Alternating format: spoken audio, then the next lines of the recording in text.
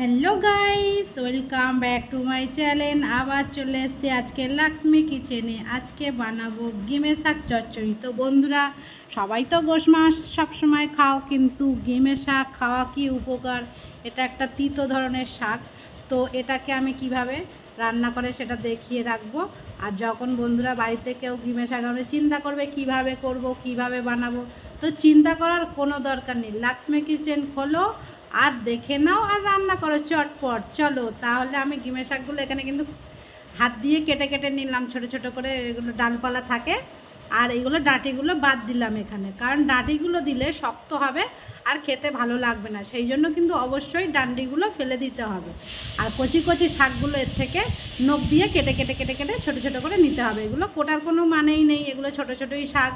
তো আমি এখানে নখ দিয়ে কেটে কেটে সবগুলোকে একসঙ্গে কেটে থালার মধ্যে রেখেছি। আর এগুলোকে এবারে ধুয়ে নেবো ভালো করে। আর ডান্ডিগুলো কিন্তু অবশ্যই বাদ দিতে হবে, কারণ ওগুলো শক্ত হয়, খেতে ভালো লাগে না। আর এখানে একটা আমি ছোটো সাইজের কুচি কুচি মানে আলু কুচে নিয়েছি। আর ওখানে চিংড়ি মাছ তো জাল দেওয়া আছে, তোমরা জানো চিংড়ি মাছ কীভাবে জাল দেয়। আর এখানে আমি কড়াতে তেল দিলাম, তেলের মধ্যে আমি পেঁয়াজ দিয়ে দিলাম 50 গ্রাম মতো। তেল দিলে অস্থির, তার মধ্যে একটা ছোটো সাইজের পেঁয়াজ 50 গ্রাম মতো দিয়ে দিলে হয়ে যাবে। আর বন্ধুরা, এখানে আমি মাছও ভাজা করছি। আজকে মাছ রান্না করব, অবশ্যই কিন্তু এতে দেবো না, এতে শুধু চিংড়ি মাছটাই দেব, ঠিক আছে? তা এখানে আমি পেঁয়াজটা লাল হচ্ছে, তার মধ্যে আমি একটুখানি চিংড়ি মাছ দিয়ে দিচ্ছি। দিয়ে মশলাটা প্রথমে এর মধ্যে কষে নিয়ে তারপর আমি শাকটা সব শেষে দেব। আর দারুণ একটা রেসিপি, সবাই আমার সঙ্গে থাকো, কেটে কেটে দেখবে না, ভালোভাবেই দেখো, তাহলে কিন্তু শিখতে পারবে। এবার আমি এর মধ্যে আলুটা দিয়ে দিলাম। এবার একটা আদা রসুনের পেস্ট দিয়ে দিলাম। এবার গিমের শাকগুলো এর মধ্যে দিয়ে দিচ্ছি।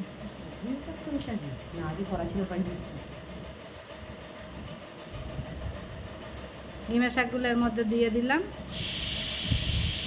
এবার কাঁচা লঙ্কা কাটা ছিল 2-3টে, এর মধ্যে দিয়ে দিলাম। এবার দিয়ে দেবো স্বাদ মতো নুন। তারপর দিয়ে দেবো হাফ চামচেরও কম হলুদের গুঁড়ো। এবার দিয়ে দিলাম ধনে গুঁড়ো, সব হাফ চামচেরও কম দিতে হবে। গুঁড়ো লঙ্কা হাফ চামচেরও কম দিয়ে দিলাম, তার কারণ হচ্ছে আমার ওখানে কাঁচা লঙ্কা দেওয়া আছে। জিরে মরিচ দিয়ে দিলাম হাফ চামচেরও কম, দিয়ে এইভাবে ভালোভাবে নেড়ে নিতে হবে।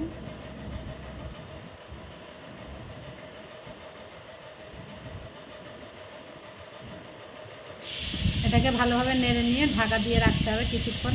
আর আস্তে করে দিতে হবে গ্যাসটা, তার কারণ হচ্ছে এটা আস্তে আস্তে গরমেতে হবে।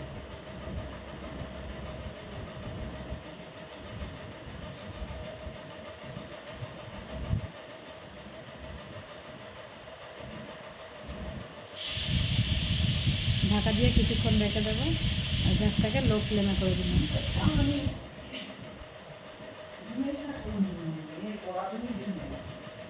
দেখো মোটামুটি রেডি হয়ে গিয়েছে, এটাকে আরেকবার নেড়ে দিতে হবে।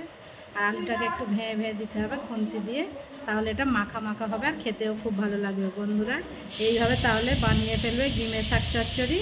আর বাড়িতে গিমের শাক আনলে একদমই চিন্তা করবে না, আমার চ্যানেলটিকে খুলবে আর সরাসরি দেখে নিয়ে রান্না করে নেবে, ব্যাস। আর কোনো নো চিন্তা, নো টেনশান। তাহলে বন্ধুরা, সবাই ভালো থেকো।